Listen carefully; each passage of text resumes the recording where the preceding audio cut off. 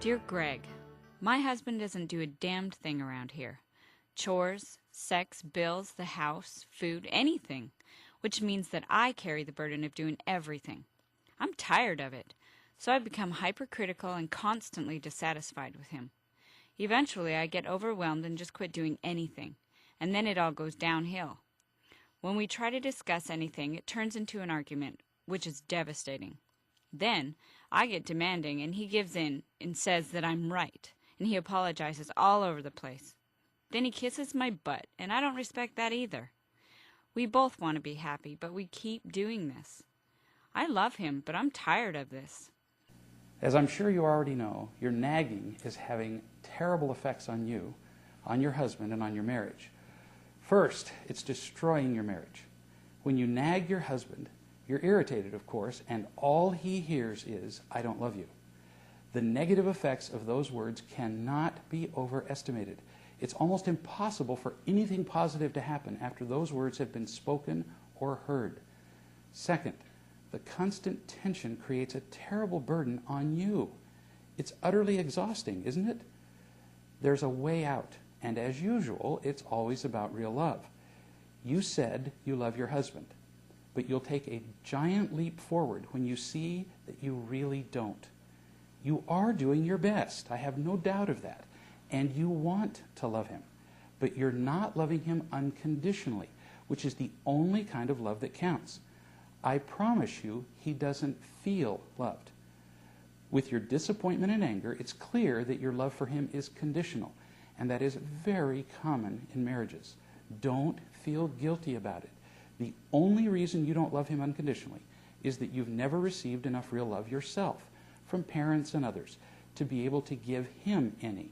So, what can you do? The most important thing is to find enough real love that you can bring that quality to your marriage. That will change everything. Tell the truth about your mistakes. As a person, as a wife, to some friends. You can read about how to do that in the book, Real Love, and in the book, Real Love for Wise Men and Women. As you tell the truth about yourself, you'll create opportunities for other people to accept and love you unconditionally. As you love your husband, miracles will happen. First, the conflicts you're having will stop. When you have enough real love, you have the greatest treasure in the universe. No kidding.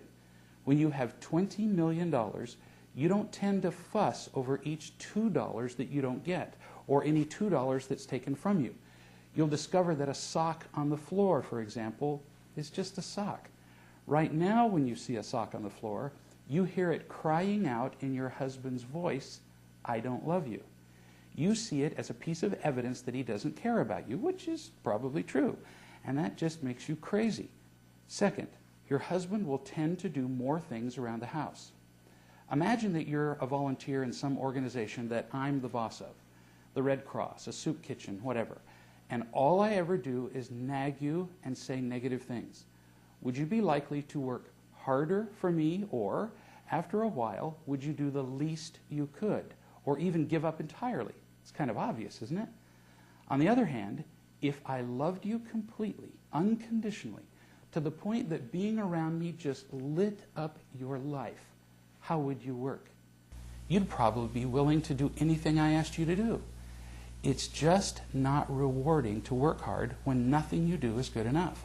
And I can virtually assure you that your husband feels that way. When he feels your love for him, though, it's very likely that he'll want to do things for you. Third, whether he does more things around the house or not, you will be happier. When you have enough real love, by comparison, everything else seems fairly insignificant, really. Now, I realize that finding real love, learning to love your husband, and getting to the point where he feels your love and trusts it will take some time. So what can you do in the meantime? You could go to him and say something like, "I've been a real witch. What you've wanted most from me is to love you, and I haven't done that. Instead, I've been demanding and difficult. I'm going to try to never nag you again. It's not worth it.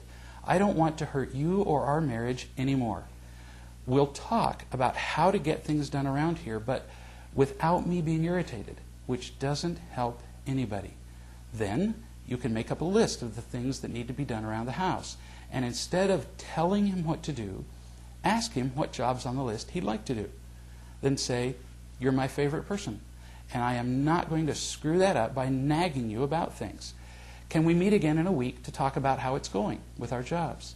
For that week, you say nothing to him about his assignments. But every week, you'll have a meeting to talk about what needs to be done.